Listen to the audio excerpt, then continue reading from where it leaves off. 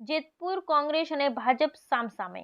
જેતપુર શહેર કોંગ્રેસ દ્વારા શહેરમાં પત્રિકા વિતરણનો કાર્યક્રમ યોજાયો। શહેરમાં નગરપાલિકા દ્વારા કથિત ભ્રષ્ટાચારના આક્ષેપો સાથે પત્રિકા વિતરણ કર્યું।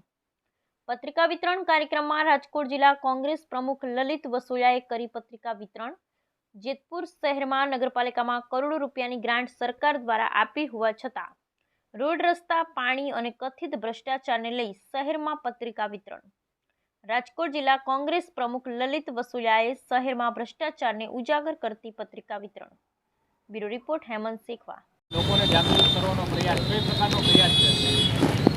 સમગ્ર ગુજરાતની અંદર ગુજરાત પ્રદેશ કોંગ્રેસ પાર્ટીના સૂચના અનુસાર સમગ્ર વિસ્તારની અંદર લોકોમાં જાગૃતિ આવે એના અનુસંધાને પત્રિકા વિતરણ અને લોકસંપર્કનો કાર્યક્રમની શુભ શરૂઆત રાજકોટ જિલ્લામાં આજે જેતપુર શહેરમાંથી અમે કરી રહ્યા છીએ।